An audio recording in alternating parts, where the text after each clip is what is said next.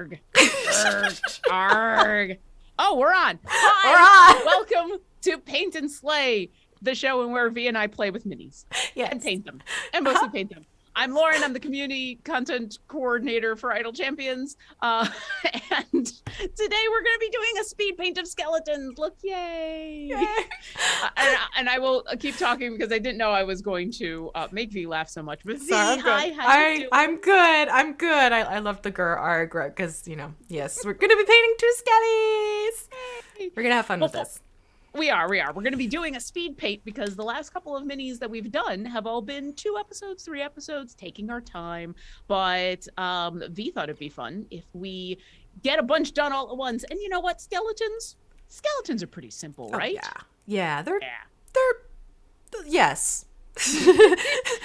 They're way more simple than more simple than the green dragon and a beholder. Absolutely.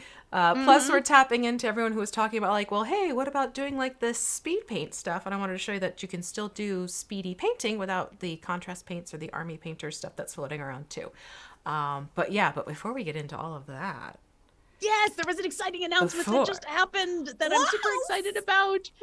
So on Wednesday, you will be able to pick up Disco, the baby moonstone dragon familiar, who is absolutely adorable. It is a partnership with Brian Gray, aka Urban Bohemian, and the Canadian Cancer Society. It is the next in our charity familiar line. So if you purchase that familiar when they go live on Wednesday, the 2 weeks afterwards, the proceeds from that sale the net proceeds from that sale will all go to the Canadian Cancer Society. So, and on top of that, we're going to be doing a D&D game that day that V and I are going to be in. I can't wait for this. I'm so excited. Yes. I am like ridiculously excited for everyone's characters. Like we've been chatting through emails back and forth with each other. And the little one that I have made, I cannot wait to introduce her to all of you. So definitely come and join us, next Wednesday at those times. Yep. That's 3 to 5 Pacific on Wednesday, where you will be able to watch us play D&D. It'll be, I'm going to be running for 3 wonderful people from C&E, V, Jay, and Alexis, and Brian Gray will be joining us to also play in that charity game, and hopefully you will enjoy that and then go play in Idle Champions with Disco the Baby Moonstone Dragon Familiar. Yay. Oh my god, I can't wait to buy Disco. Oh yes. It's precious. But today is going to be the opposite of Disco and Sparkles. Yeah. It's going to be skeletons. And yes. And, I almost forgot. So one more thing. We do have the wonderful Martin, who is our moderator in chat, as we're going through the speed paint, because we're going to be doing 2 skeletons at once and everything. Definitely, if you have questions about painting, about minis, about Idle Champions, even about Disco, although we can't say too much more, go ahead and put those in chat with question in big capital letters so that Martin can grab that and put those into our little backstage document so they don't get lost while I'm in the middle of dry brushing. Exactly. And with that, that's a speed paint. Shall we speed paint? All right, so these are the skellies from WizKids. I want to say these came out in Wave 1, but they keep reprinting them, so you can still keep finding them. So what we're going to do is we're going to do a fun assembly line style of painting these 2. So that means when you're painting numerous miniatures of the same ilk, you want to have them set up so that you can quickly either switch your tops, like I have from the lovely Redgrass Games miniature holder. Basically, one just pops off and I can go and put the other one on. Or, as Lauren was showing earlier with her Arg rendition, you can take multiple pill bottles and just make sure you have each mini popped up onto a pill bottle. So as one's drying, you can grab the next one and keep going and basically just keep, moving down the assembly line. So the other fun things with skeletons is that they really don't involve too many different colors of paints. It's just the name of the game. So we're literally going to work with white. I'm giving generic terms right now. I'll go into the more specific Vallejo game line colors that I will be using and Lauren will be using. But basically for this, you'll need white, black, medium brown, as well as a gunmetal silver, which is a darker silver, not the really light ethereal silver like we used for the green dragon. And in this case, red, or really any other accent color of your choice. I just decided to go with red because we can mix the browns in with it and kind of get this nice ruddy color happening. So what we're going to do is we're going to start with both the skeletons doing to one and then putting that one down and moving to the other. That being said, we're going to want to get our black, and with Vallejo game color line, it is literally black 72.05 if you need the code number. Shake your paint, and we're going to start with black, and we're going to need Do it, disco. I don't know, forget it, sorry. So we're gonna need this is gonna be a thing, folks. Hate to break it to you. We're gonna be we disco were already dancing we were for, already like, dancing in the morning meeting, so so you're gonna want your 10/0 as well as your black paint, and we're gonna use a little bit of the black, so just a little dab will do ya. I am using my wet palette also from Redgrass Games, but you can always use paper plates. I mean, quite frankly, Lauren's got her paper plate and it works beautifully. I've only started just to get into the whole wet palette situation because the lovely people sent it to me, and I can work with this one. I have destroyed others in the past, but this one works nicely for me.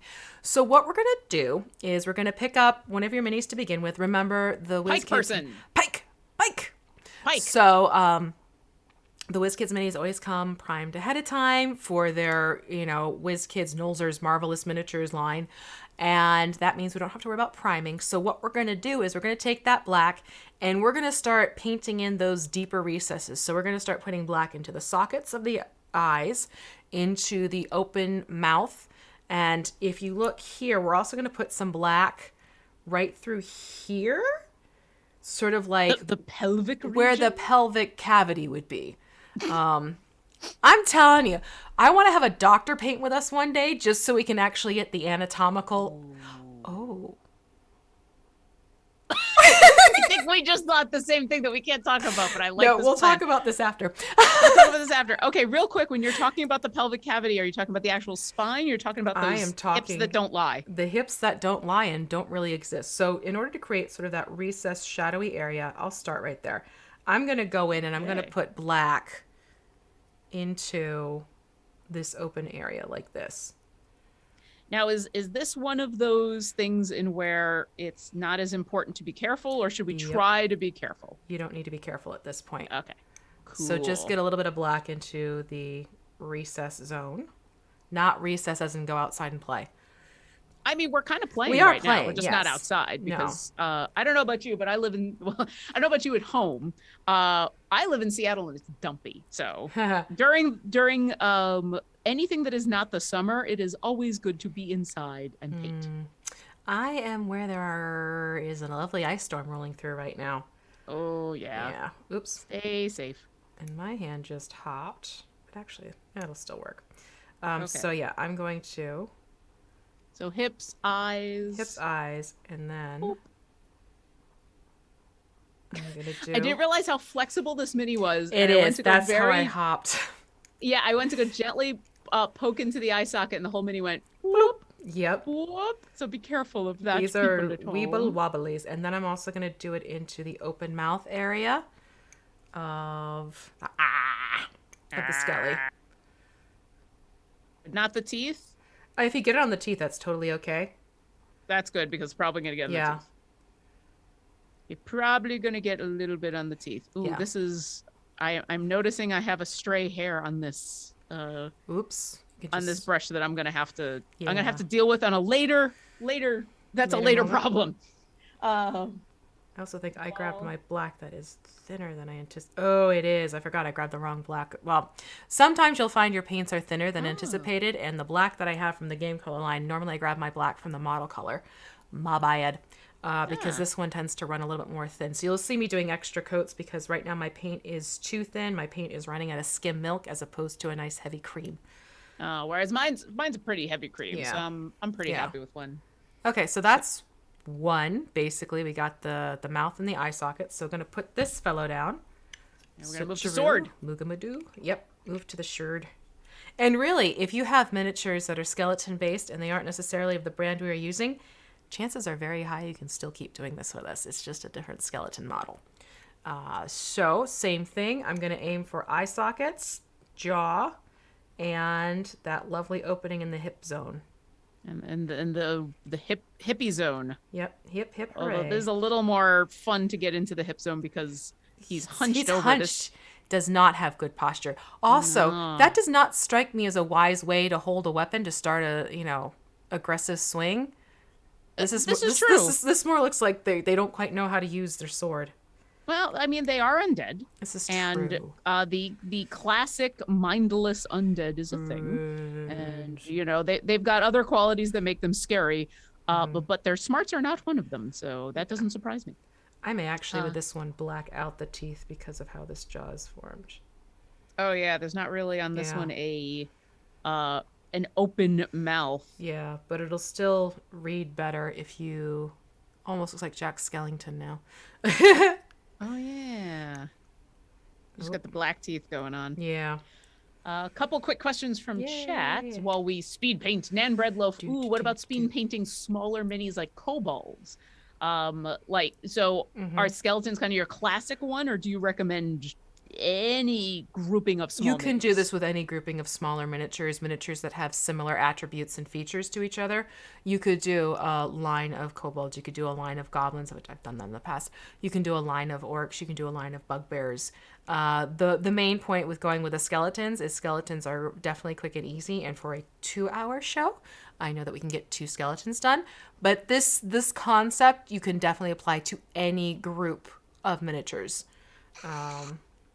Also, I'm going to skip ahead to my friend and yours, Urban Bohemian, who is in our chat. First off, we're excited about Disco Moonstone Dragon. But they say you'll have to give them a break. They're down to bare bones tactics. Oh, but that's right. This one. Yeah. And I beg your pardon. I forgot that this happens. Your camera just got wavy. Because there's a magnet that just... Oh! You had the ka-chunk happen? Sorry. This one you'll also see in the rib cage. It's more... Hold on, folks. Pause, please. See, and this is the point that I'll say. Yeah, so Urban Bohemian also mentions love the pill bottle hack. Yes, for those of us who are... I'm 44, and my partner is in his 40s as well. We have a lot of pill bottles. Oh yeah. This and a little bit of that techie stuff that you can use, that you can pick up for like $1 or $2, has been amazing, especially for tiny little minis like this. Yeah. Anyway, you were talking about the recess in the rib cage on this one, because this one has a nicely deep recessed rib cage, whereas the other not so much. Well, he's got that hunch going on. Yeah. I mean, you could still, if you wanted to, put a little black in there, but this one definitely has the opening there. So we're going to do that too. So that was the one little extra touch I wanted to make sure we had going here. And then we're going to... Also, Alias Buck says, after watching the dragon painting, oh, you're painting sticks now. Not wrong. Absolutely not wrong. No. I mean, we're basically sticks on pill bottles. That's not... Yeah. Okay, so I'm going to rinse off my 10/0 brush. We'll be coming back to that one later. Totally cool. Now we're going to move on to doing a base coat. Whoa, that was a word that didn't want to work. A base coat on both of them. So what we're going to do is we still have a little bit of black left here. You can see down here. And also the focus is going to be funky until I bring things up closer, because with smaller minis like this, there's really no happy spot. So I have a little bit of black left on my palette. I'm going to grab the Beastie Brown. And I'm basically going to make a darker brown, mixing the two together. Cool. So and aim for like a nice Hershey Kisses. How's that color? So we'll aim for Hershey probably Kisses. Way more brown to black. Yes. Yeah, definitely. Okay. And then we'll start applying that with the one from the Mod Podge. The Mod Podge from Plaid. They have those lovely paint brushes that I am a big fan of. Come on, chocolate. Actually, it might be. There we go. You got it? I'm going to add, because my black is thinner. I keep forgetting that. I'm going to add more black because I forgot my black is thinner than I recall. There we go. That's the thing about mixing. Yeah, mine is doing a nice thick, but it was just taking a while to get to that Hershey's consistency. Yes. There we go. Okay. Yeah. So a couple more quick things from chat. Cassius335, don't let the weapons fool you. Lauren and V are actually painting Disco's backup dancers. I mean, maybe. Right? And Dota2 Norax has a question. What about using inks for the black color rather than paint, or is it better to add ink at the end? Ink at the end. Right now, if you do an ink right now, inks can be a little bit thinner in consistency and can get obliterated by the other colors. There's a stronger pigmentation in an opaque paint. All right, so I've got my... Good question, though. Yeah, definitely. All right, so we have the brown mixed up, so it's a darker brown, and right now you're going to paint everything. Like the whole kit caboodle, it all goes brown. Do you suggest... So I see you starting from the middle. Doesn't really matter. However you want to attack it, it'll work. You know what? I'm going to start from the ground up. Why not? There you go. And just an even coat of brown. Just an even coat of brown, and then you'll just float it over where you've put in that black. So it kind of, you don't want to get it into the recesses. You want that black to sort of remain more true. So it's a similar concept to how you would do dry brushing, but you just keep that brush to float over the eye sockets. Let me do that right now so people can see what I'm talking about. So it would just be floating it over like so. Oh, yeah. And then you see it still keeps the black in there while painting the skull. Yeah, very cool. And for those of you sitting there going like, hold on a minute, I know what color bones are. I do too. But there's a reason for this. And we will get to those bone colors, I promise. V always has a method. There is always a reason. There's always I've just always. learned to trust. Also, you know, yes, bone white is a thing, but here's the thing. These are also undead creatures that have been living in, all sorts of manner of dungeons and, who knows how old they are. And like bones get stuff on them, bones get dirty and they're not going to stay pristine white. So I could definitely see that idea of like, all right, well, these are white bones that have now been covered in the detritus of all sorts of stuff. Aged bones. Yes. Get that spine in there. Your spine. And for these being small minis that have, that are, especially after doing the dragon, yes, this is surprisingly small. There's still a lot of detail. Like getting into all the places, all the ribs is actually a little bit of a challenge. Yeah. And this is the section where you do want to make sure you get this brown into every nook and cranny and little crevasse type of thing. Because this is our base color we're going to build up and off of. Jaluli says, I'm looking forward to seeing some bona fide results. Really? Is this you know the puns are going to happen. This is just the way it's going to be. All right. This is where we live now. This is all right. I mean, I guess if this is... Would it be our chat if they weren't throwing puns out? I mean, really? That's true. That's true. I mean, I shouldn't be surprised. Yeah. I mean, I just figured everybody would be bone weary by now. But hey. Yeah, you just can't get a break. Nope, I can't even break these bones. Yeah. That's not really a pun. That's just me being ridiculous. Yeah, okay. I'm still here for it. Also, once again, after the dragon, it's kind of relaxing to get back into a mini, especially right now where it's just like paint. Not having to be too careful even with something this small. It's just like, get brown everywhere, yay. Yep. Cover in brown. Paint it up. This is the first flexible mini I've done ever, I think, though. Like, this is super flexible. I don't remember this being so wobbly. I will be perfectly honest. Yeah, I'm trying to do the pike, and the pike is just like bonk, bonk, bonk, bonk. Yeah. That's the exact noise that the pike is making, by the way. Bonk, bonk, bonk. It almost feels like it's been nerfed. We are painting Nerf. That's right. And also, that is the exact noise at home for those of you who are listening. I know our mics are not picking it up, but the minis are actually going bonk, bonk, bonk, bonk. Bonk, bonk, bonk. I just had to paint a skeleton armpit. Yes. I just had to say that. Go for it. Hemingway has discovered that the doorstop to my doors is like those spring action kind. Oh. So he will flop over next to these doorstops. And I don't know if you're hearing it during meetings because that's also when he likes to start doing this newfound discovery. Speaking of boing, he will sit there and he pulls the doorstop back and lets it go, and it goes boing. And those things are loud. They are loud. And he's so proud of himself. And he's found that there are other ones, so he'll go after those now. It's just like, really? Now is when you're gonna do this to me? Really?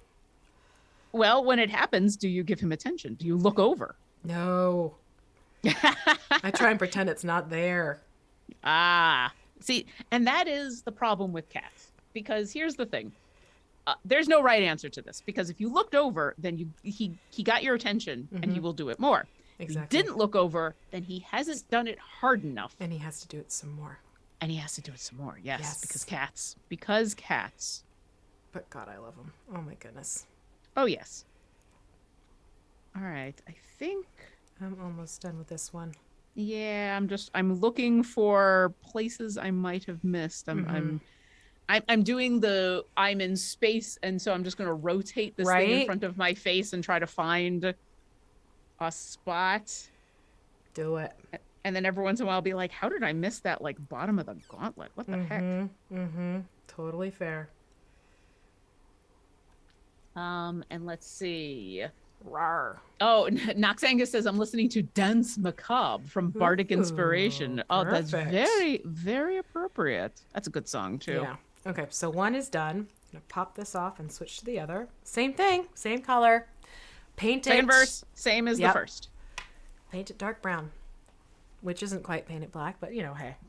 I see a skeleton. And I want to paint it dark brown. All right, there you go. That works. That works. Let's see. The Lurking Writer and Crawlin72. Uh-oh, both of them said the same thing. Puns are the backbone of the community. And Guild of Gluttony said, I find that humorous. Yes. I would applaud all of you if I wasn't in the middle of speed painting. You know, let's see how many skeleton and bone puns we can get in there. Oh, there you go, chat. Challenged. You have been challenged. All right, I have to say it. I don't know why it didn't bother me as much, but this skeleton I think is wearing more complete pants, and so now having to worry about getting in the I'll just say it, in the crotch. In the crotch. Like trying to get up there with brown is a really weird sensation. I like to call it the Great Divide. There you go. I thought about it for a second. I'm like, no, I can just say that word. Why not? Yeah. That's an accurate word. There are sometimes, like with some minis, you're like, up in the undercarriage. There you go. God, what is it? There's like a giant mini that's wearing a kilt. Oh. And there's nothing there, trust me. There's nothing there to go and paint it. But you're like, yep, you gotta get into the undercarriage.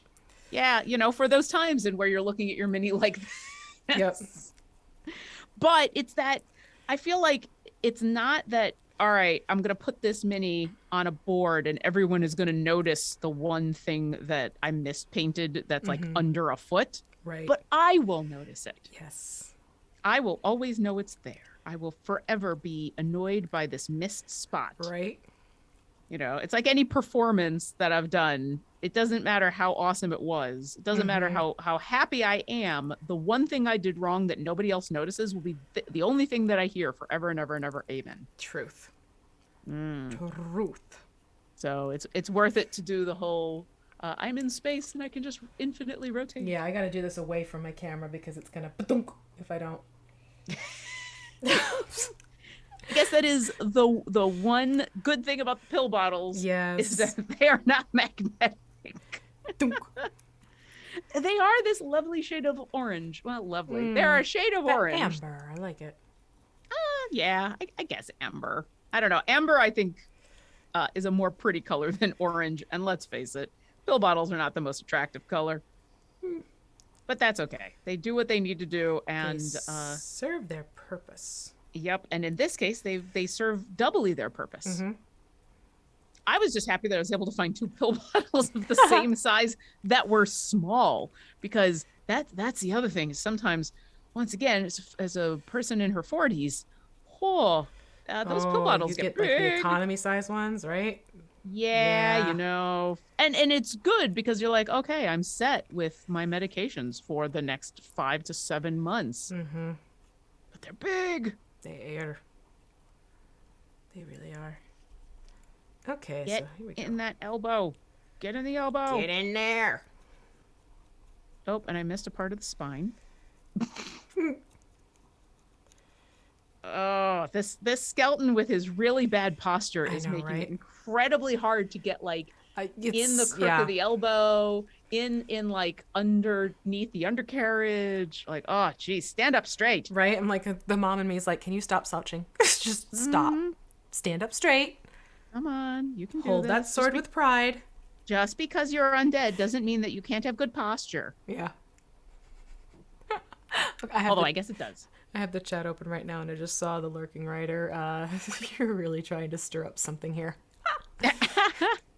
Oh, we did have cute little entity was asking about Hemingway. So who's Hemingway for those who are new to our chat? Okay.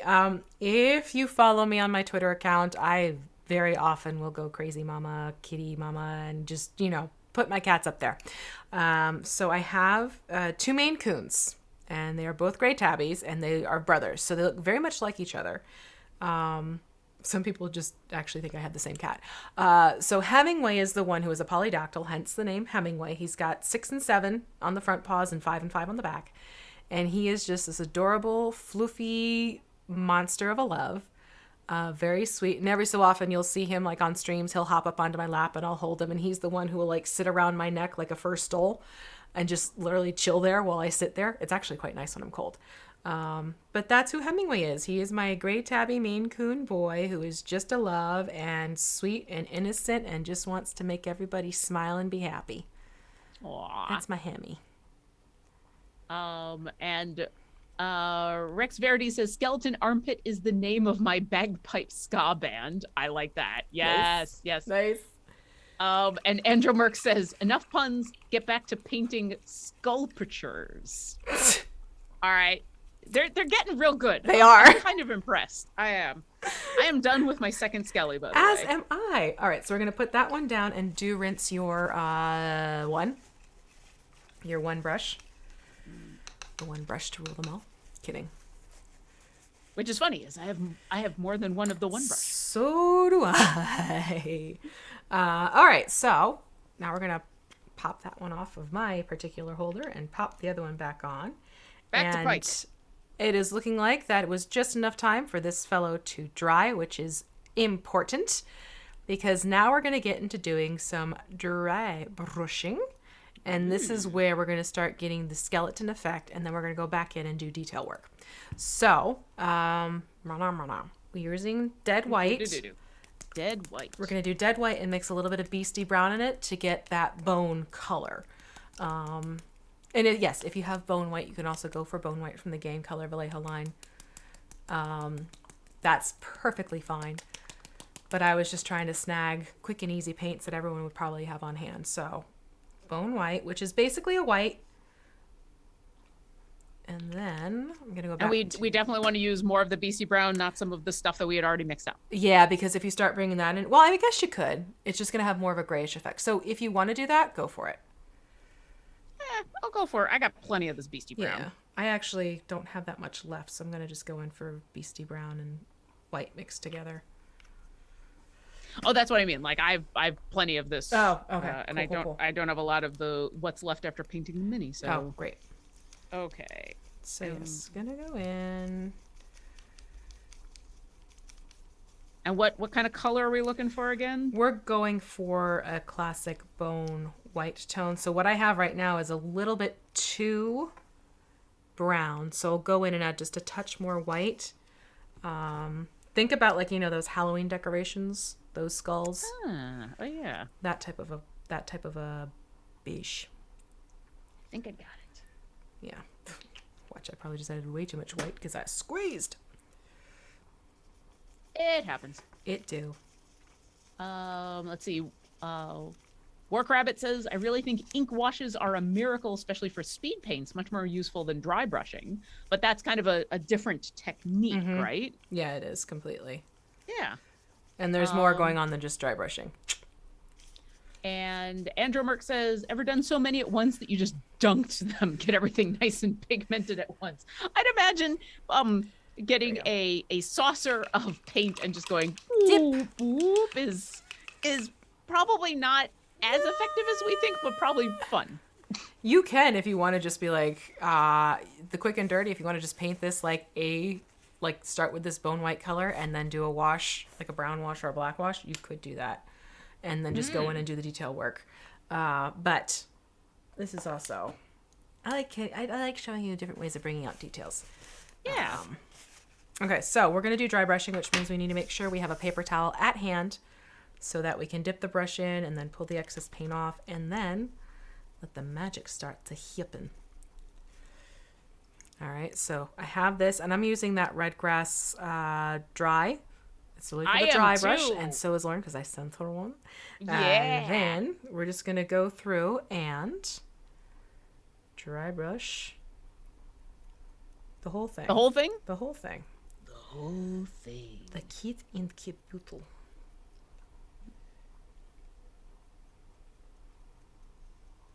You know, and with dry brushing, you want to just keep it light. Now, when you're working on the bones, you can obviously go a little bit more ham bone. Ham bones, ham dry brushing bones. That was so intentional. So as I'm on the bones, I'm definitely dry brushing a little bit more heavy-handedly.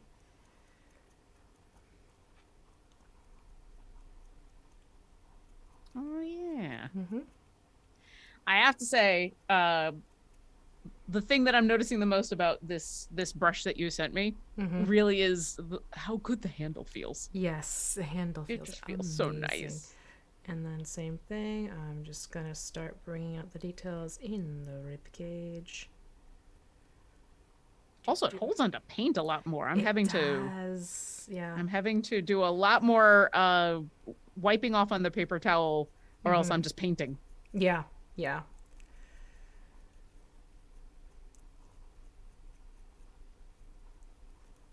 Let's see. Oh, see, now the chat is just filled with all the puns. Lurking Writer, you're really trying to stir up something here, but we won't break the anvil of this challenge. Jaw want to know how many we can do. Oh boy.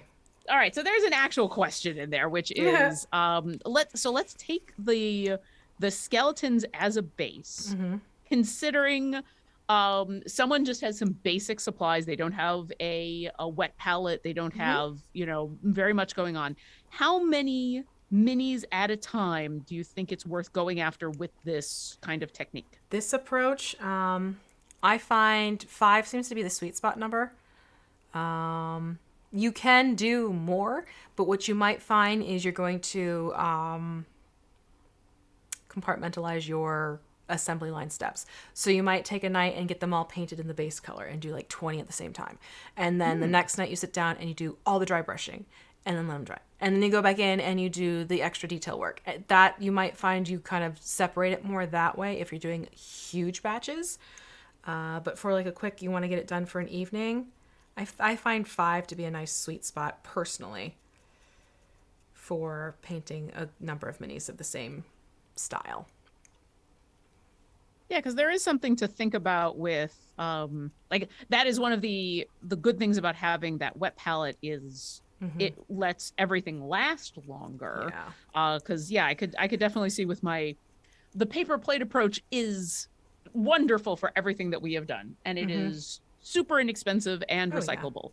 But definitely once the paint has sat there for like an hour or two, I can't use it anymore. So there can be only so many unless you've got some stuff like that. But 5 seems to be good. I feel like, especially for D&D, like when you get into stuff like Warhammer and where doing whole armies at a time, it may make more sense. But this for D&D, 5 skeletons at a time, even skeletons, that's a fairly decent CR. Okay, so you can see I kind of want a little bit heavier where there are bones involved. Oh yeah. I don't have the nice camera, but like I got something similar going on here. And then I'm just gonna make sure I have a little bit more of this paint pulled off, and I'm gonna more lightly dry brush the other features. So it's not gonna necessarily turn a full bone color, but you'll see the details start to get pulled out a little bit more. Yeah. Let's see. Yeah, Jaluli says there's a bone-chilling effect coming up. The Lurking Rider says, anyone else want to help shoulder this pun challenge? And Alias Buck says, maybe tomorrow. Oh my gosh. Y'all are going to show up to Garwar's guide, to Garwar's show after this, and you're just going to be in full pun mode, and I will not be responsible for any jokes that he makes at your expense. Let's see. Rex Verity says, I haven't painted a mini since college, so my skills have ossified. This is helping me bone up on new techniques. All right. I'm impressed by that one because it is related exactly to what we were doing, and also a good pun. Gray L Shaped says, are we making bone puns because I lack the spine for that? The Lurking Rider says, don't fibula, you love to be a part of this. Oh my lord, y'all are awesome. And 8-Bit Blonde says, wet pallets are useful, no bones about it. Listen, y'all, I am both impressed and very disappointed at the same time. I find it to be amusing. I might have done a little bit too much of the white there, but it's on a bone, so that's okay. It's okay. There are the other things happening. Not to worry. But I think I'm pretty happy with how this is looking. Excellent. I feel like I'm at the point where if I keep going, I'm gonna start painting things instead of dry brushing. Fair. Totally fair. I'm going to just quickly get the face a little bit more. Sure. And then here's an actual question. Yay. Gray L Shape says, I thought dry brushing was a finishing technique. No. But we have used dry brushing multiple times to start, to middle, and to end. Here's the thing with painting, folks. There's no right or wrong way about it. There are different ways to combine and blend and use techniques to get different results and different looks to what it is you're wanting to do. Mm-hmm. If anyone ever tells you something, if anyone ever says something with art is right or wrong in method. That being said, I'm with Gray L Shaped in where until we started doing the show, I was the same way. And until you were doing some of those monthly paint parties, I totally thought that dry brushing was a finishing technique. Oh, we're moving on to the next one. Yep, switching to the next one. Persons. Yeah, so you can see, just for quick reference, you can see I went heavier handed where the bones are, but I was lighter on the other features. And there'll be reasons for that soon. Yes. Same thing. So aiming for the bones with a little bit more oomph. Oomph. Yeah, I do find, especially with this, since I'm learning how to use this fancier dry brush. I shouldn't say it's fancier, but like it's denser. It does feel so good. Yeah. And I don't think it was really expensive or anything, but like it does want to hold on to paint more. So I find myself starting with the bones and then at that point moving on to other things. Yeah, absolutely. Like, all right, now I've got the appropriate amount of dry brush on here. Yeah. Let's boot it up. Yeah, exactly. Let's see. The Lurking Rider says, I like learning all the different techniques that are possible. Not every method is viable or comfortable, so trying out different options is really useful. Absolutely. Yep. Not just comfortable or viable for you and the paints that you have and the time that you have, but also what you're looking for and what you want to do. You know, like it is super fun to have all of these techniques available. Yeah.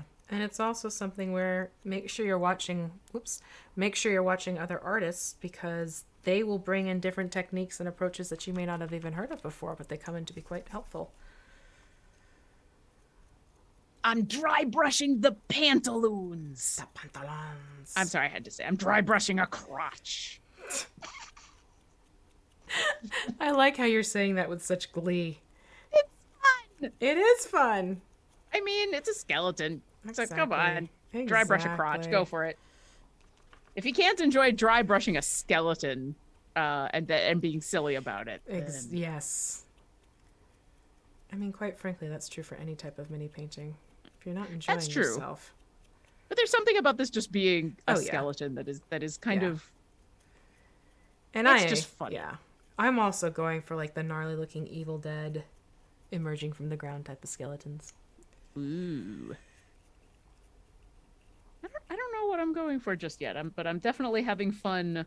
I'm definitely just having fun. That's perfect. There we go. What am I going for? Fun. Fun. I'm going for skeletons that I can enjoy looking at, that I had fun painting. Mm-hmm.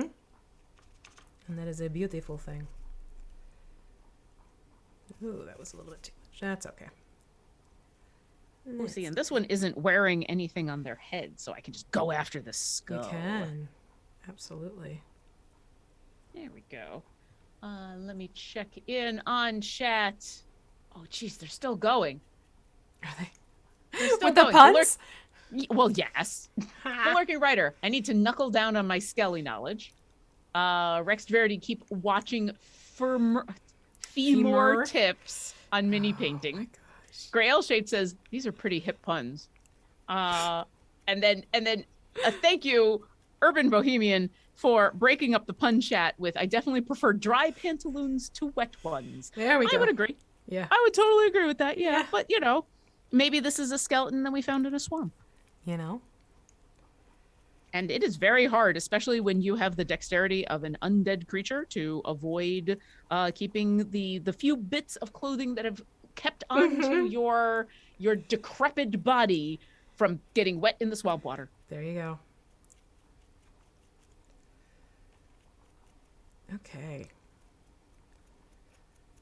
Trying to get just a little bit more of this mix into the bones. Them bones, them bones, them dry bones. Yeah. I really like how the dry brushing brings out the middle bits, like the ribs and the pants on this one especially work really, really well. I think it's just because they're in lines. Yeah. They're just so, I don't want to say easy to dry brush, but like they're so intuitive to dry brush. Yes. Like you just go and it's done, and it's really nice. Yes. But absolutely. I think I Whoop. think I'm just gonna drop my pill bottles. But yeah, I think. Okay, great. Perfect. Yeah. So we're running neck and neck. This is excellent. Yeah. All right. So obviously we're going to switcheroo to our dear boys again. Now this is where, pardon me, I had a hiccup. We're going to tap into the, let's see here. I have the hiccups, pardon me. No, that's okay. It's giving me a chance to wash off the dry brush and make sure that the other thing that I'm noticing, and this might have been a me thing, because it's a white paper towel and it was white paint that we were using, trying to keep an eye on the streaks was very hard. And so every once in a while I would go to wipe off the paintbrush on the paper towel and I just pick up more paint. Oh, geez, yeah. So I'm just going to get rid of that part of the paper towel, move to a different part. So I'm not like dry brush, white. What happened? Okay, so do you want these to have a pop of color? Or, okay, so then we're going to go back and we're going to address the boots. And hello, boots. In this case, the headdress on this one. So you're going to go back to Beastie Brown and you are going to thin this out to be like skim milk. Okay. Because we're kind of creating a glaze. You don't want this to be fully opaque when you go in to paint this on to the sections we're going to work on. And how much Beastie Brown should I I just did like a little pea size and I'm adding the water to the edge of it. Okay. So, just so it's nice and watery. I'll show you so So you can see. not quite wash, Not quite a wash, more so it's like a glaze. So you can see here, I just put some as a sample on my wrist. You can see it still shows the skin color a little bit, but it also falls into the recesses of my skin texture. And what I'm going to do is now go to those boots, B-O-O-T-S, boots, and I'm just going to put, actually, a thin layer over the boots of the Beastie Brown. Okay. And right now it's hard to see because you get the moisture flare back of the paint, but as this dries, the dry brushing we just did will play through, so it kind of becomes like an automatic highlight. Ooh, by doing that.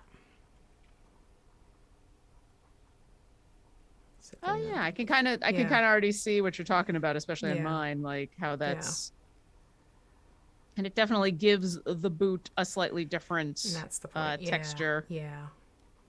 Makes Very it pop cool. out on its own. So we'll do this on the boots, and then we'll do that on the headdress, I guess is what we're looking at. Okay, that little skull cap. Yeah. Skull cap for an actual skull. Yeah, but it's got a cape to it. Well, just because you're a skeleton doesn't mean you can't be fancy. This is true. Fancy skellies. Fancy skellies. Fancy speedy skellies. I mean, they have to wear whatever they can find wherever they were made undead, and sometimes you're lucky and you can find really cool things. Yes, this is true. Okay. All right, so I'm gonna let that dry, and then I'm gonna add the same brown up. I might go to my 1 on this one, or my 10/0. I mean. Yeah, I think I'm gonna go with the smaller one too. Now that I'm looking at the details on this one, still with a thinned out paint, mind you. But yeah. And are we just doing the actual cap, or do you want to go all the way down? I am doing all of the gnarly fabric that is hanging down the back. Okay. For this one. The gnarliest of fabric. Yeah, the mildewing. The thing that I thought was hair. Yes, but these not hair. Although, if you wanted to treat it as hair, I guess you could. Although that's a dark place to go. Of like, hey, here's this skeleton that's attacking me, who is wearing the skull cap of someone else, and their hair. Oh God! Like, whew, that's a dark D&D. That's some layering right there. Yeah. Yeah. Let's see. Nope, everyone's just we'll get some more puns in a moment, but I was looking for, I will read off your puns momentarily, but I was looking to see if there were any other actual questions. Remember, first off, thank you, Martin, for being very kind and putting all of these puns into the backstage chat, so I don't miss any. Even if I am rolling my eyes at some of them. But if you do have not just puns, but questions about mini painting or the game, or about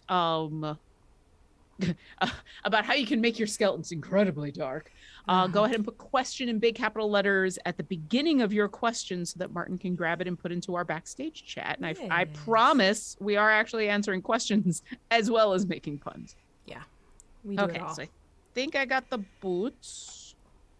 BOOTS. Are we also doing maybe the gloves on this guy? Yes, we can do the gloves too. And getting the focus. I was just looking for more. Yeah, I'm leaving this band. I'm gonna make that silver, so I'm not gonna paint the band. Oh, okay. On the headdress. If you did, that's totally okay. And yes, let's get the gloves. The gauntleted hands. Oh, and now's the fun one where I have to try to get, like, under this pike. But I guess it's a decrepit glove, so if it's not perfect. Right, exactly. But you can see here as it's drying this boot, because that's the first one I did. You can see it has that lighter brown now, but you also have details popping out. Yeah. All right, well, I guess it's time to rattle off some more of these puns. Noobles76 says this stream is really earning its stripes. URN. Nice. Nice. The Lurking Writer, make no bones about it. I adore everything about Paint and Slay. It's simultaneously soothing, meditative, informative, and frequently hilarious. Aw. Yay. I appreciate you and those kind words and your pun. Gray L-shaped, if we keep up these puns, I may get sternum with you. Oh. Thank you for that. Ba-dum boom. Haggis Bun says these puns just keep rolling off the tibia tongue. See, I told you. It's I look away for a couple of minutes, and the next thing I know, Martin is just like, here's 12 more puns from chat. Have fun. All right, I'm going to switch to the other skelly, and same thing. I'm going to get the boots. This one does not have, why am I blanking on the word? Gloves. And this is chainmail hanging from the body up here. Oh, yeah. Yeah, so that's chainmail. So that we'll give it a silvery treatment. So what I might do is, do I want to treat that as a leather bit of armor? No, I think I'm gonna make that silver. So in this case, I'm gonna get just the boots Okay. on this guy. I will join you in just the boots. Just the boots. It's all about the boots.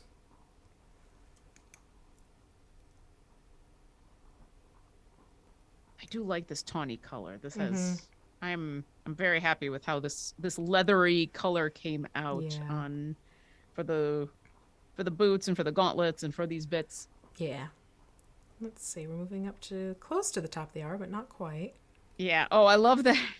Martin just clarified that he's mostly grabbing newer puns because apparently the chat is filled with a lot of people using the same puns over and over again. Now don't get me wrong. I appreciate that if I go over and look at the chat that is just going to be filled with people using bone puns. But I also appreciate the fact that Martin is only grabbing, quote, newer puns, and I still can't keep up with y'all. Right? Oh my gosh. All right, here is a real question before I go back to more puns. The Lurking Writer wants to know, what other models would you also recommend for speed painting like this? I know we talked a little bit about how you can kind of do this with anything, but is there like some specific ones that you find work really well? The goblins for sure, because it's just getting a whole bunch of little, green skinned fellows going, and then you go back in and you sort of add accent colors in. And you can even have it, that's the fun thing. You can have it where you make a point of using sort of a different color on each of them, so that when it comes time to using them on the table, I attack the green one, I attack the blue one, I attack the red one, and it keeps things so much clearer that way. I did a whole bunch of Yuan-ti that way. So yeah, there's that. Oh, and there's also a belt on this one. So I'm going to add this to the belt as well. Oh, yeah. Yeah. I will attack the belt. It's all about the belt. Let's see. Newbull76 says that skeleton with the axe looks like he's ready to chop some lumber. Balkan25 says the backstage chat is the backbone of the show. Yes. Jaluli says, how much do they weigh, you ask? A skeleton. Grail Shape says, is it possible to measure the area of a punscape by multiplying pi by the radius squared? And Newbull76 says, on Griddle Champions, did they use a scapula to finish the pancakes? Scapula? Scapula. Oh see, boy. All right. Well, now we got to stop the puns because Lauren is just butchering them by trying to read them off. All right. I think this is all I'm going to do for that muted up, or not the muted, but the straight up Beastie Brown. Okay. Yeah, I will join you in that. Yeah. I got boots and a belt. Yeah. But as you can see, this is the whole reason for dry brushing underneath and then creating a glaze, because it helps heighten your details a lot faster. Just a quick little trick. So we'll go now from that to... Oh, this one had a belt too. So I'm just going to quickly get a little bit more on this one because that was a belt, which just caught my attention. Oh, missed belts. Missed a belt. Missed belts. Okay, well, I'm going to take a drink and look at chat for a second. Good. Yeah, I'm going to take a sip while I rinse my brush. Okay, so yes. And that'll give that belt a little bit of time to dry.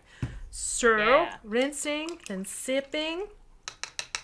And as always, we recommend you have a cup that is completely different than the cups that you are using for your washing your brushes. Because it will happen. It hasn't happened yet though, that I've drank out of the wrong cup. But I've been good about, all right, I'm only going to use cups that are obviously drink cups. Yes, darlings, yes. Okay, so now drink your paint water. So in this case, I thought it'd be fun to give them a vivid kick, and I said bloody red. However, you can, if you want to, use other colors. You could do green, you could do blue, you could make one green, one red, etc. But I'm going to go to bloody red. Same thing, we're going to thin it out. If you want to make this look a little bit darker, you can add in a touch of black, so it's not as vivid of a red. I'll try it first. I'm curious about what we're about to do. This is exciting. Yeah. How thin should we go? Like the same as what we just did? Skim milk, just like before. Okay. And a little bit is going to go a long way. So I would make sure you don't use your rinse water for your thinning water, because then you just get muddy water paint and it no good. And then it's no good. Yep, whole bunch of recyclable cups.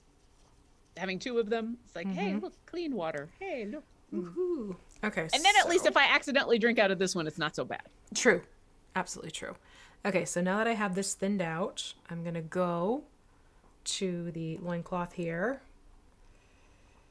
And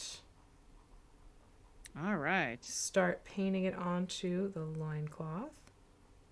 And you'll see it gives it a tone shift. Yeah. But you still have those darker browns playing underneath it, so it looks worn and weathered.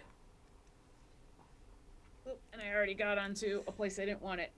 No, not into the bones. No. Not the bones. I mean, they could be bloody bones. They could be, but in this case, it's a little too close to the loincloth. That it's not, oh, you've got bloody bones. It's, oh, you slipped. You slipped. You slipped. So I'm using the technique that V taught me, which is to grab a different paintbrush, put a bunch of water on it, and go, no. Yep, pull it away. Go away, no. Swirl. Save the blood for later. Okay. I don't know if my microphone is picking it up, but I have one of those wood wick candles burning.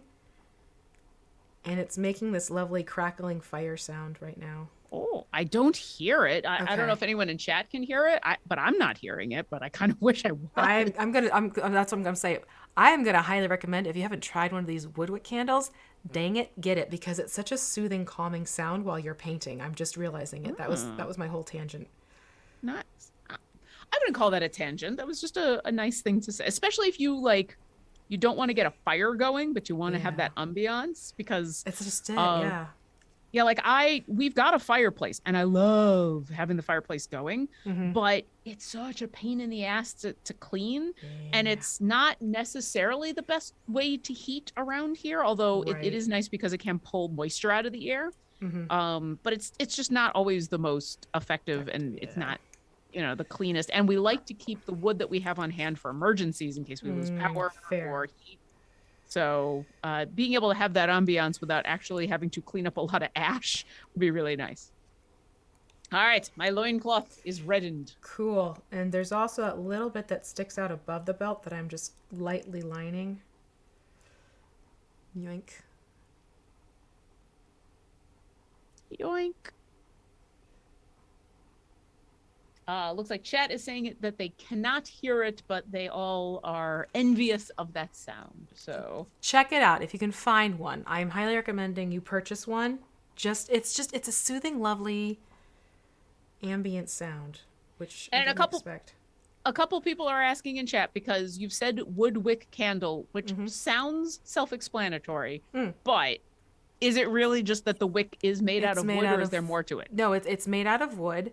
The ones I have, at least, it looks like, how am I going to explain this well? It looks like 2 pieces of wood, thin pieces of wood, like balsa wood, that have been clicked like this together. So it ends up being this sort of, cross shape. And it's a piece of wood, very thin wood that's stuck inside the wax of the candle. You start lighting that and it literally burns. I'll be right back. I'm going to get the candle so you can hear this. Hold on. All right. While V is doing that, I will rattle off a whole bunch more of the awesome puns that have been happening in chat. And then if you do have any actual questions for painting, go ahead and put those in chat. Sketch BG does say the griddle was scalding hot.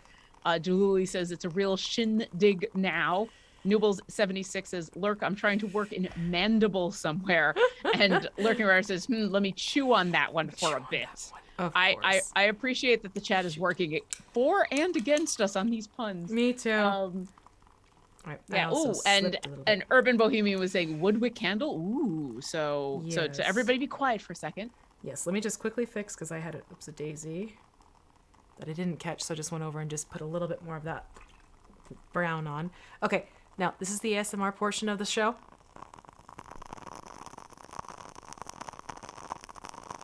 can definitely hear it, but it's interesting. Through the microphone, it sounds a little bit more like gurgling to me than like... Oh, does it? Oh, shoot. It's not bad. Let me see if I can get it to a better spot. Oh, that's better. That's better. That more sounds like wood burning. Yeah. Oh, yeah. Yeah. I'm hearing Urban Bohemian says the crackle is nice. Yeah, it's lovely. Oh, yeah, Nox Angus. It's close to white noise, which I should be careful about that during the day because I do like not a full-on white noise generator, but like I do like rain and very consistent noise like that. Okay, so this fellow is done with the red. Now we're going to move over to this fellow and do the pantaloons. Also in the red. Time for the pantaloons. I'm like, why does this feel like I'm holding something very small? Because I forgot to flip the base. There we go. It's all about the base, darlings. You know, I bumped my camera. There we go. Pantaloons. And if you ever find you have too much on your brush, just use your hand as a blotting palette. I do that all the time. Yeah. And just very carefully. And out of curiosity, since you did show off the candle, besides the fact that it just makes a really nice noise, does it have a specific scent, or is it mostly for the noise factor? Oh, no, it has a scent. This one is... Ooh, I'm caught up on my camera. This one, it's like a layered candle. So, starting scent was elderberry bourbon. Ooh. Then it moved to humidor. And now it is getting into Fraser fir. What's Fraser fir? Just like pine tree. Oh! Not Fraser's in the show. Well... Smells like Frasier. Next up, Niles. Yes, Frasier and Niles. Smells like Frasier's dog. No, for some reason I was thinking fur as in like the fur on an animal, not like a tree. FIR. Like, yes. Is this? I'm like, this can't be wet fur. That doesn't sound That would good. be horrid. Yeah. So that's the candle you burn when you want company to leave. Hey, listen, it's been wonderful. And now I'm just gonna set this candle away. Go. Yeah. Let's see. Oh, yes. You know what? This is an excellent question because I don't know if we talked about this at the beginning. So Anime Film Nut asks, whose skeleton models are these? I think we talked about it a bit at the beginning, but we've got new people coming on in. WizKids Skeletons, and their SKU is 72559. Yes, check out your friendly local game store as if they don't have it on hand, which they should. Like I feel not all miniatures are going to be available just on hand at a game store, but most of them should be able to order them. And if there's any miniature that stores will just have on hand, it's going to be stuff like skeletons, zombies, things like that are just available. Typical encounters for sure. Yeah. And if not, they could easily reorder them or order more. Absolutely. And Martin wanted to know, where'd you get the candle? I got it as a present. A present, not a peasant. I got it as a present over the holidays. So, but I have seen them at stores like Target and Walmart and even like Walgreens and CVS. Mm-hmm. Just look for Woodwick is really how they'll be advertised. A bunch of different companies do it. Oh, and Cypher of Tears in chat. Hello. And she says that's what the F in FLGS stands for. I've learned something new. Yes. So if you ever see the FLGS, I think it's I don't want to say it's official, but everyone that when it is explained to me, it was friendly local game store. Yeah. I have heard there were Magic the Gathering people who were using a different thing for F. Really? Like a good thing, but something very Magic the Gathering related. I can't remember offhand what it is, but friendly local game store. Mine happens to be Mock's Boarding House here in the Seattle area. Envious of you. We had a more local one that unfortunately did close down. Oh. So my friendly local game store is technically a little further away, but totally worth it. Totally worth it. Yeah. Look at my red pantaloons. Yes. Next time in Seattle, I definitely need to get out to Mox. Oh, yeah, for sure. I was so bummed I got that migraine. Oh! That killed me. Yeah. That killed me. I know I just licked my brush. Don't at me. looking. No, someone in the chat would have caught it. Oh yeah, I'm sure. Hey, chat, don't at her. It happens. This is like this is a 30-year-old habit I have not been able to break. I feel like in solidarity, I need to. No, you don't have to. All right, so yes, here we go with the red pantalons. Just double checking here. Okay, beautiful. We're gonna let this fellow dry.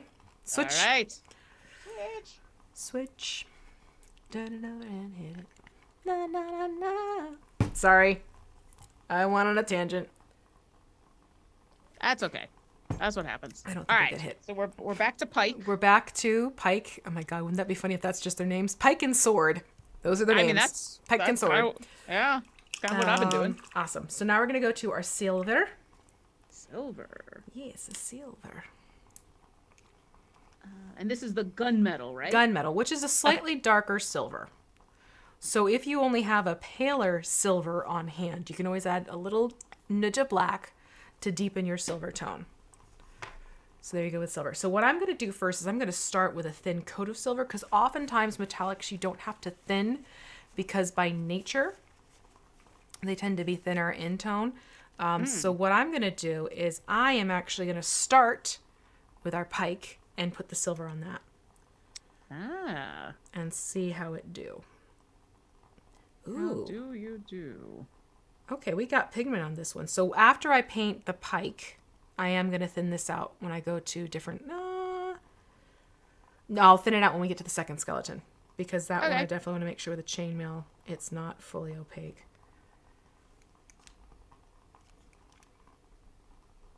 Okay, so question about this pike. And this may be me just not having a lot of weapons knowledge.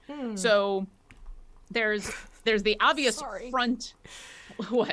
I just got it stuck to the bottom again. Oh, once again, didn't even notice. I was too busy wondering about. Okay, so we've got the front pointy bit, which is the obvious part, and then there's the part where you're holding the actual Then there's handle. That little bit that sticks out on the backside, is that also going to be silver? That is also going to be silver, because it's basically lashed onto the handle. So, that's what I needed to know. Yeah. So you can see right there. See? Yeah. Get the two different tones happening.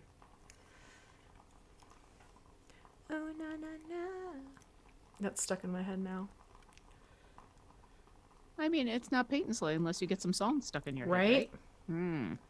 Normally it is painted black. Hey. All silvery. Silver. Uh-oh. Well, now people have moved on. Rex Verity says your weapon painting technique is cutting edge. We're keeping with the puns, but now we're keeping it. I like it. Now we're branching out. I just did it again. Sorry. So I'm gonna go back to the silver, and we're gonna get the headband. Oh yeah. At the top here. So that is also gonna get a silver, so it looks like a little circlet. Oh, and now is the point where having the very exacting point on my brush is going to be very useful. I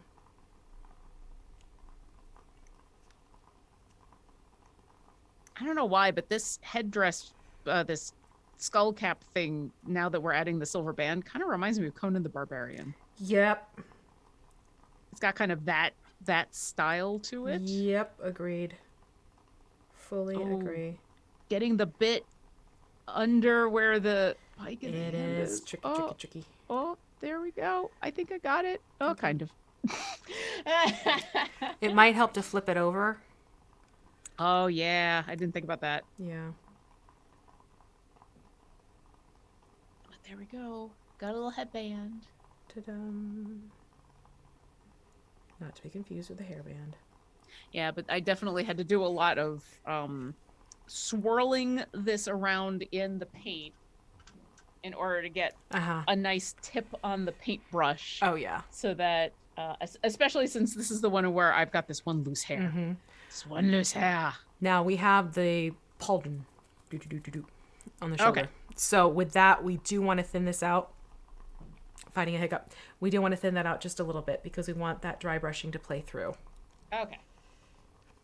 So I'm going to thin this. And since this metallic is definitely a strongerly pigmented, making up new words as we go along.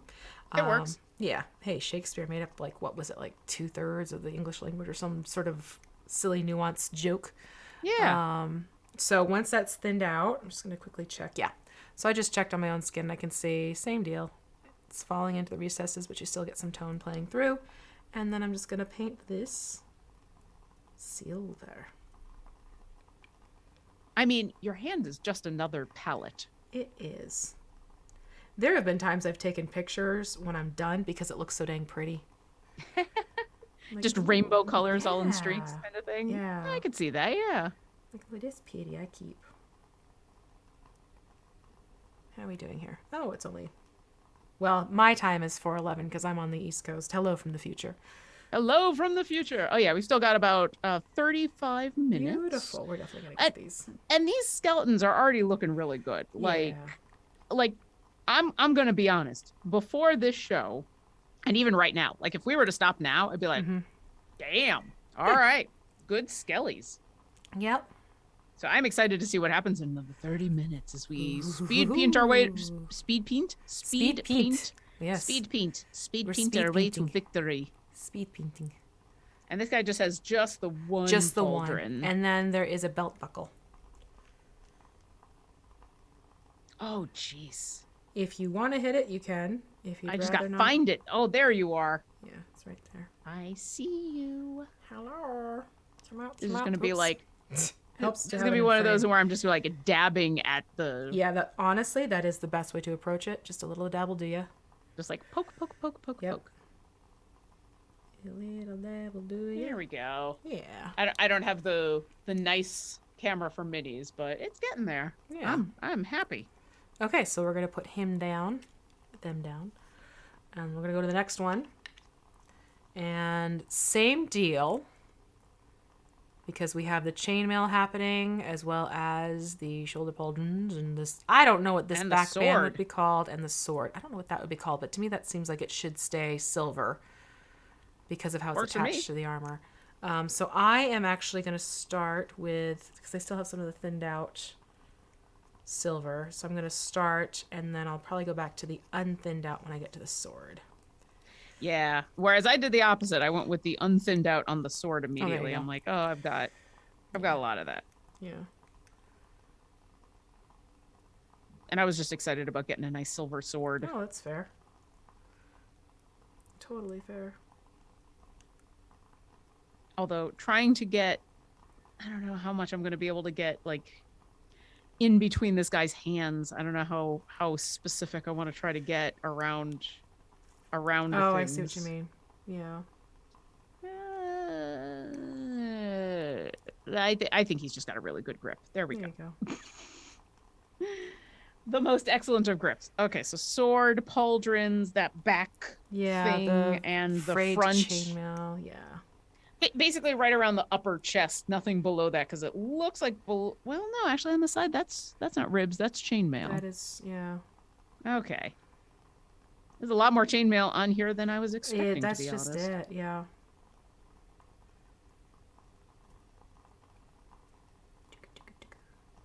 There we go. All right, I looked away because you know what? There was a lot of puns going on, but let's see what else has been happening in chat while we finish up these.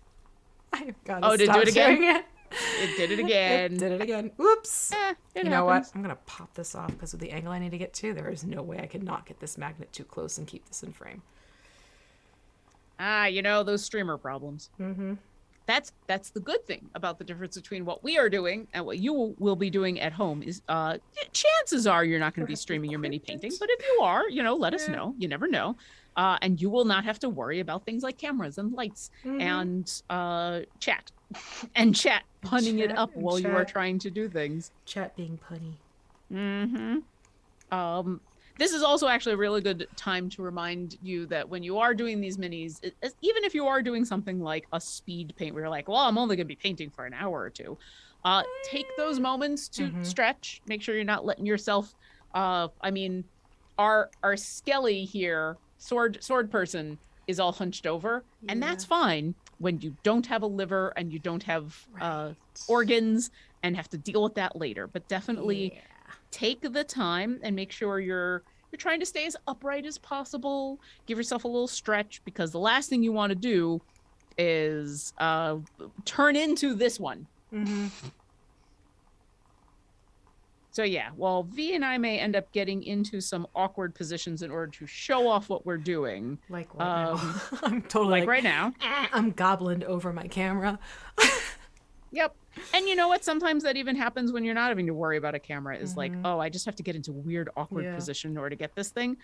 Just make sure you're taking a second afterwards to get back into stretch. A regular position.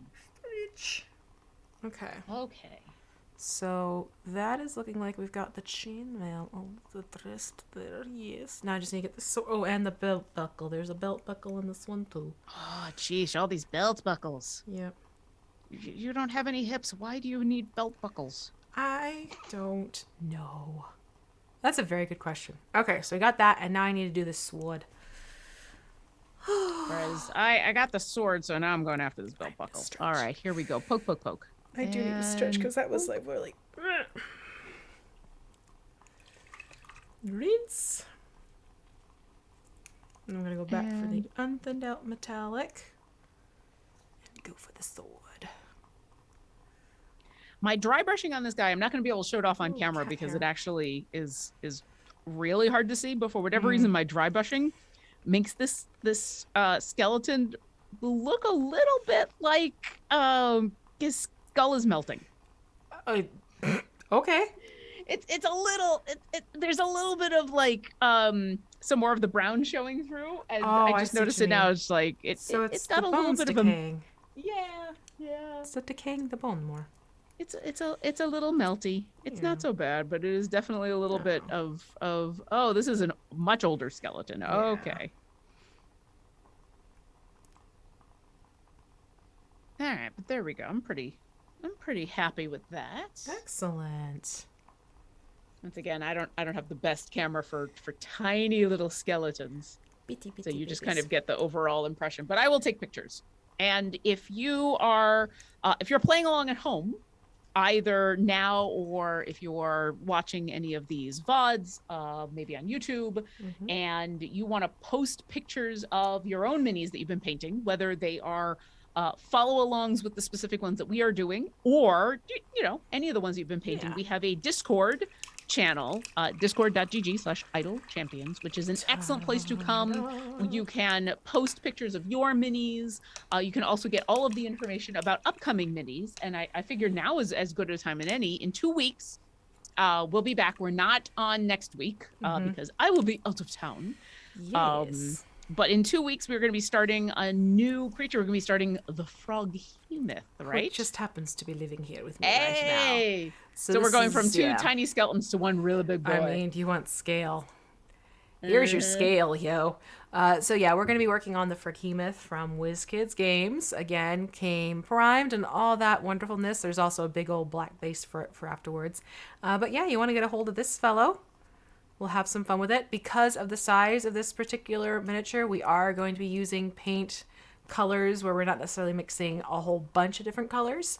We might blend some colors together, but there is a specific list of paints to work with. However, in the Discord chat, I have also given generic names for those paints. So if you don't have the Vallejo game color line, you can still play along with the paint supplies you have at your own home. Totally cool. You don't have to use Vallejo. You can use Army. You can use Citadel. You can use craft paints. You really can use craft paints. So we're going to have some fun painting this behemoth of a Froghemoth. Yeah. And Irene UK is in chat saying that looks amazing, even unpainted. Yeah. They're a little easier to see the detail on that big boy. But, very much so. I'm excited. Yeah. Okay, so we just finished the silver work in detail for these two. Yep. So they're coming along. So really what we have left is the base. That's the word I'm looking for. So you can make this look more like soil if you want to, or you can make it look more like stone if you want to. If you want it to look more like stone, what you're going to do is mix your black and your white together. And I'm going to do both. Mix your black and your white together for one, and then that's the silver. Where's my black? Oh, there's my black. I was just about to say, let's do like stone for one and dirt for the other. Cool. then we're on the same page. Yay! All right. So you're going to mix it together to get a medium gray for the stone one. And then once mixed together, you will want to thin this out. Again, so it's like a glaze. I think I need to go grab a pin. Oh no, are you stopped? I think I am. I will be right back because I need to make sure that I don't go poof all over the place. Yes, no poof. Nope. That's a thing that can absolutely happen. It helps to keep little safety pins next to you or straight pins if you happen to have a sewing kit nearby. Those are also fantastic. Yep. I have a tack here. Awesome. That was within easy arm's reach. Oh yeah. There was a glob. There was a hardcore stopper in there. Oh, That happens sometimes. All right. So once I have this nice mid-tone gray, I am going to thin it out a touch. Again, we're aiming for skim milk. And who do I want to have more of a stone base on? I think I actually might go more stone base for our sword. Yeah, I'm going to do that. Okay. I'm just going to go through and... So you said we're looking for more of a gray? Yes, you want it to be more of a gray. There we go. All right. All right, swords person. Let's just get to the stonework. Yes.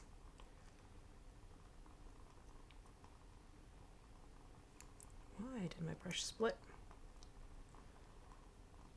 Yeah, I like the idea of doing like these tiny variations in each of them because like you were talking about the, painting one red and one green and one blue so that you can easily tell them apart when they're on the field. If you don't necessarily want to go that overt doing things like this and where, okay, one's on a stone, and one's on grass, and one's, here, there, and everywhere, that really helps. Yeah, it's amazing how just the slightest differentiation helps when it comes to using these in combat.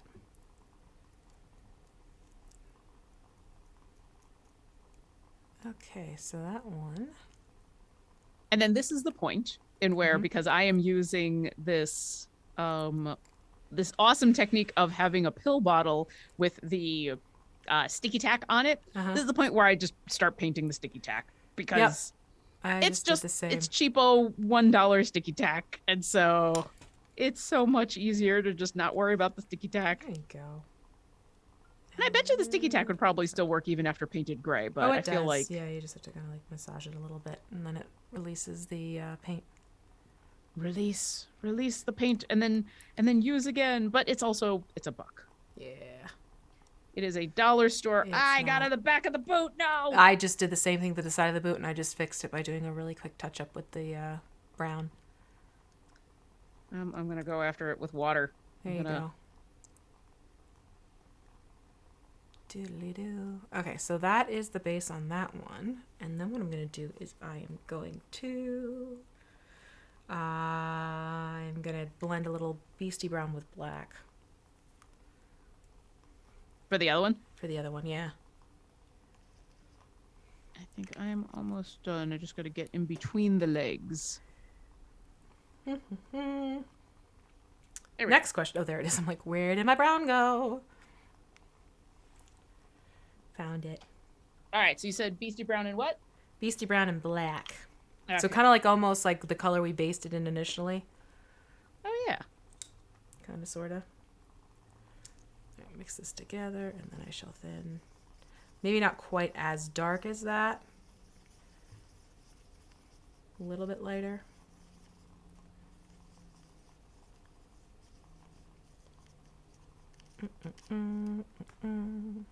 Yeah.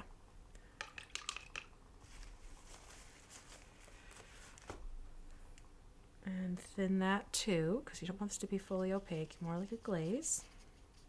Oh, yeah. Yeah, because there's a surprising amount of detail in the bases, even if there's not a lot going on. So right. I'm just gonna go in and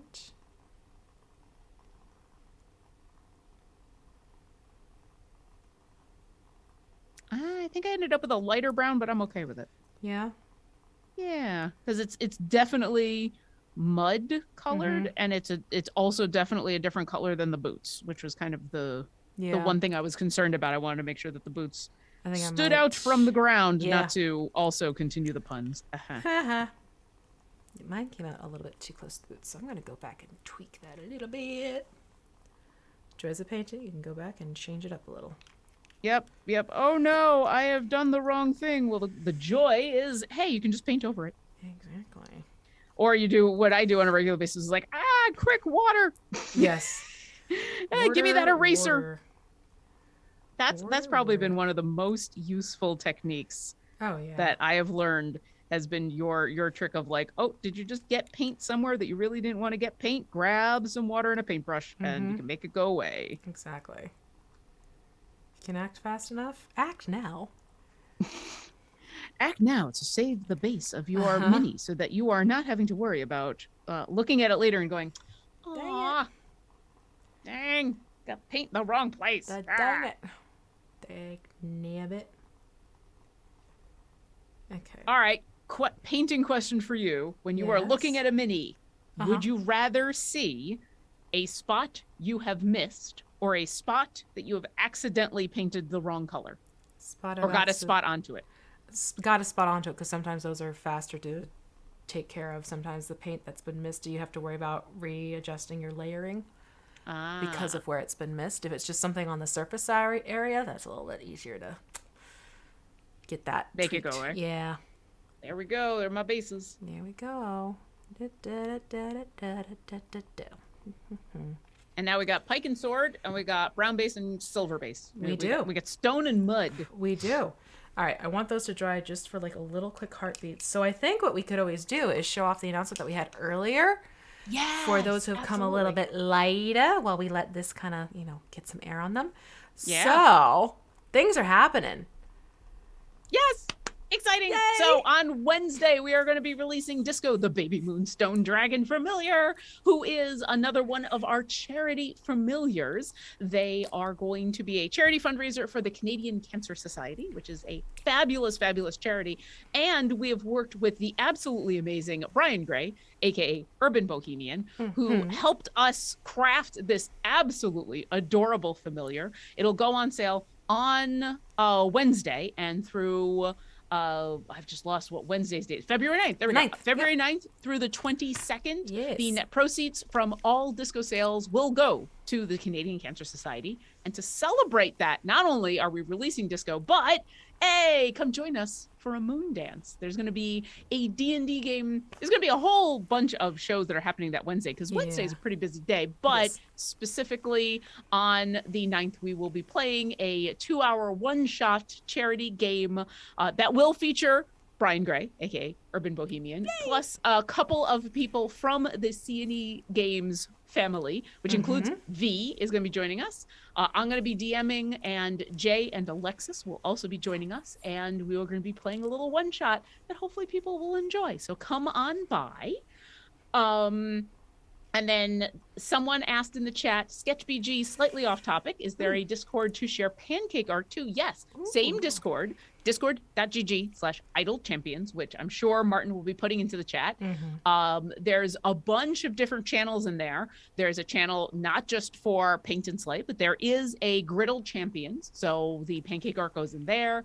There's a channel for, a bunch of the shows. There's also plenty of places where you can find information about the game. You can get help with your formation, with any of the champions that you're trying to unlock. If you've got time gates and you're wondering, hey, I got this free time gate weekend and it gave me A, B, and C. Who should I go after? And get some suggestions. Also, there are plenty of places across the internet, shows, podcasts, one-shots that are able to offer an Electrum chest code, and our wonderful community usually consolidates a bunch of those into a combinations channel so that you can go get a whole bunch of chest codes and find out about new shows and new podcasts that you can go and listen to. So check all that out. It's all good. It really, literally, it's all good.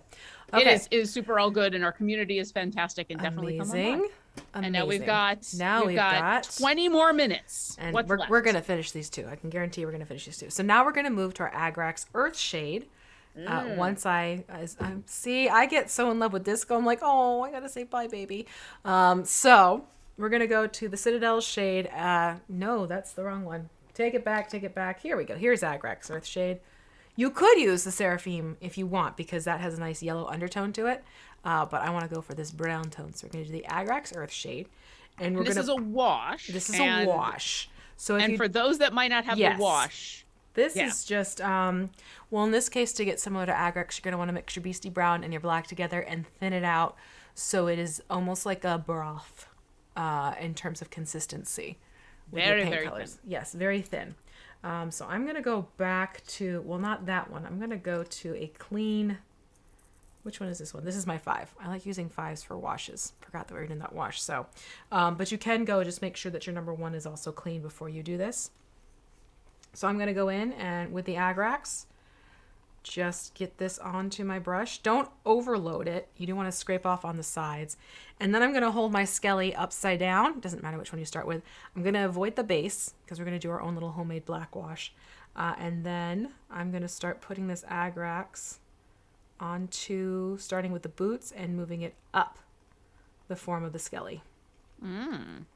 And why are we going bottom up and upside down? Because it'll keep the wash from poodling, from puddling. I was trying to say pool or puddle and it came out poodling. From puddling onto the base, because the base we're going to make our own little black wash. Because if I remember correctly, you don't have the Nuln oil, right? Yeah, I'm still missing Nuln oil. Yeah, but that's good because this will for people at home who don't have any washes, washes are pretty easy to make with just the stuff that you have. So, and we're just doing the entire skeleton. The entire Skelly boy. Yeah. Entire Skelly boy is getting the Agrax treatment. And I love a good wash. Me too. And yes, washes are magic. They really are. The other thing you'll find is when you hold a miniature upside down, when you do a wash, it really does help it get into those recesses and play up the shadows a little bit more. And the reason it even helps with stuff like the sword, which doesn't necessarily have any crevasses in it, but just adding a little bit of that that worn look to it. Exactly. It adds a nice aged effect to it. If you wanted to do a full black wash on this, you could do a full black wash and then you're not worrying about the base. I tend to like Agrax on metals, again, because of the aged look it gives to things. And with skeletons, I find that the Agrax keeps it more of that bone color. I have had issues in the past where I have used the black wash and suddenly the bones just get to be very muted and it becomes less of a dynamic looking miniature. It's almost too dark for the bone. Yeah. So that's why I go to Agrax when it comes to skelly details. Yeah. All right, and then same thing for, so that was sword. Same thing for pike. Same thing for pike. All right, come here, Pike. Let's do this. Just about to hop over to Pike myself. I know we're saying Pike because it's holding a pike, but as someone who has been keeping up with Critical Role, the Legend of Vox Machina, and enjoying Pike in from season 1 again, it's every once in a while I'm just like, no, Pike, no. Yes. Okay, so there's that one, and I am going to there we go. Put you down, and I'm going to flip to my pike. Same thing, upside down, and just pull that Agrax up the body. Starting at the boots. It's definitely a lot easier to go after the loincloth that's right there when it's upside down. Oh yeah, totally. Although it does, I'm finding it does want to pool like in the hip area. Yeah, it will. I'm getting a lot of pooling in the hips. If you're getting excessive pooling, blot your brush off on a paper towel and then use the dried off bristles to wick away the excess wash. Yeah, I'll probably do that because it's a bit much even for a wash. Yeah. I'm like, hey, I don't want actual like pools of black. Yeah, so then you can just go back and pull it away. That's easy enough to quickly catch. Oh, and once again, here goes the bendiness of this mini is just like wonk, wonk, wonk, Wobble, wonk, wobble, wonk. wobble. I feel like with stuff like this where we don't have to worry about being quite so precise, that's when the wobbliness really comes into play. Right? There we go. Looks so good. Yeah. This one especially I'm pretty happy with because of all the Good. extra bits in the armor and in the chest are really really highlighted now. Yeah. Oh, it's so good. Yeah. Especially, like, look at that rib cage is now popping. Bink. Oh, couple more questions. Thank you once again, Martin, for grabbing these questions from chat. Yay. Nox Angus wants to know, can skeletons move underwater in canon 5e D&D? I think they can. Yeah, you just have to use the underwater stipulations that you can find in the DMG. Yep. Yep.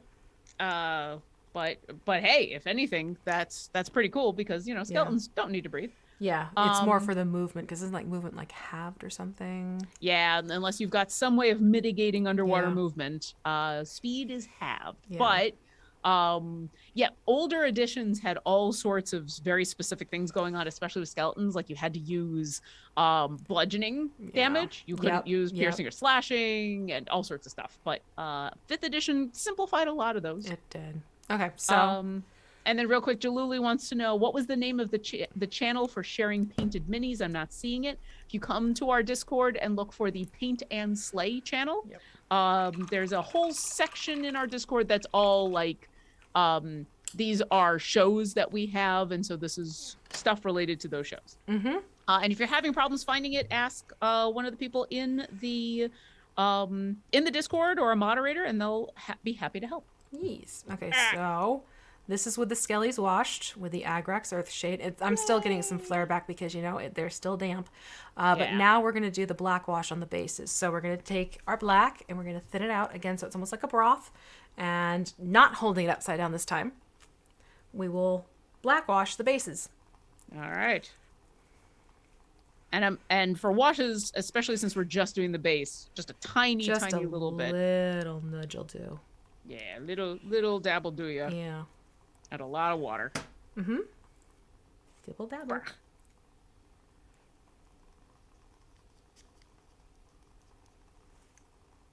I love doing the larger minis, but this is so much fun to be like, it's been 2 hours and I got 2 minis. This is exciting. 2 minis. I have 2 minis that are done. Right?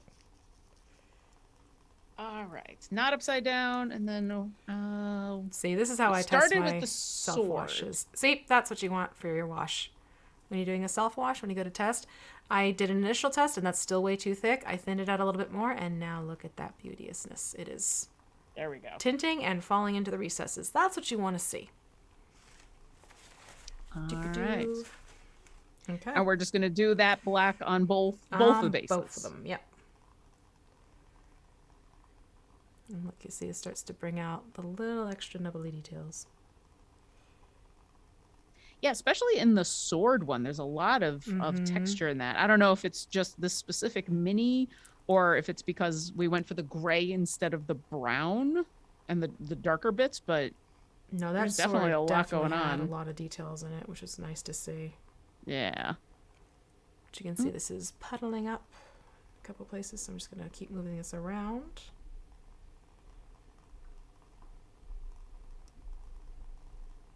There we go. Ta-da.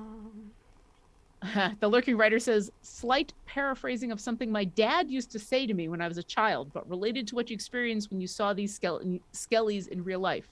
The wee cantankerous beasties that clamors in thy breast, 'twiz thump and beat without relief until you nae more breath.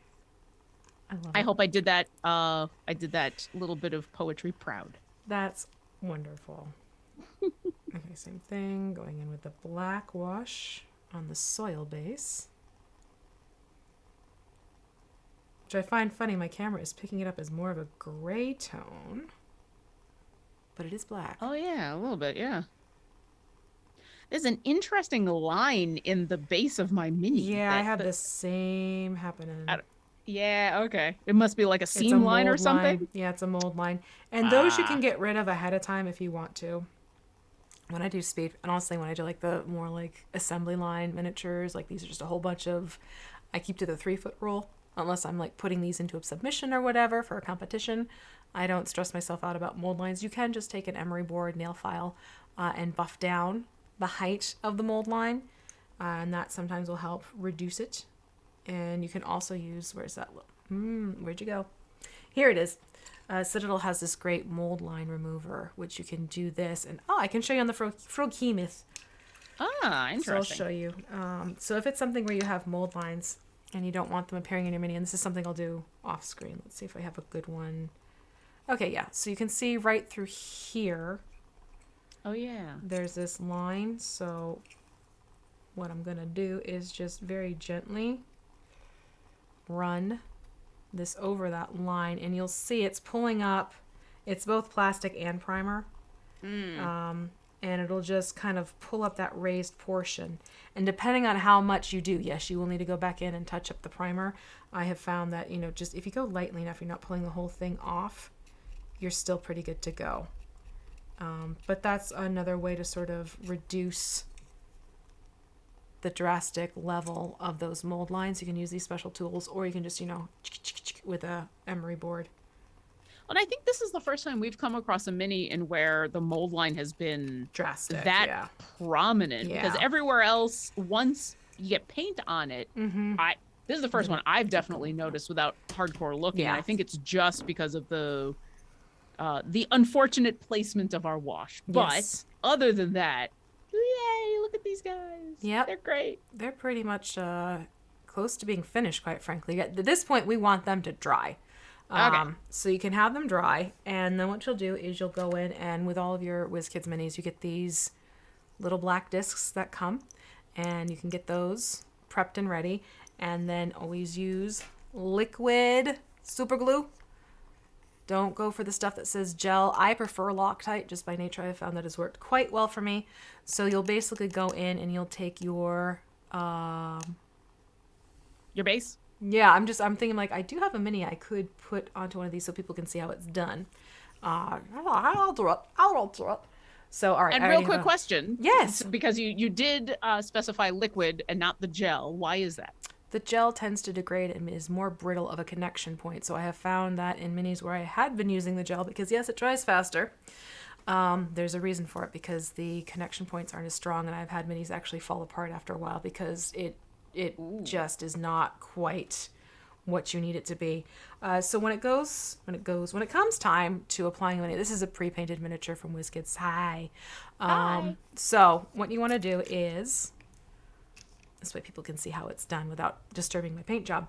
You're going to go to your base, and the base is going to be flat underneath, and you're just going to take a little bit of super glue, just a little dollop, okay? A little goes a long way, and then I will move it around on the surface for a little bit so it kind of glazes like a donut.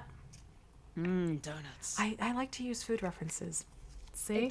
They're universal. That's it is just it. Snacks are joy. Painting is fun. Why not both?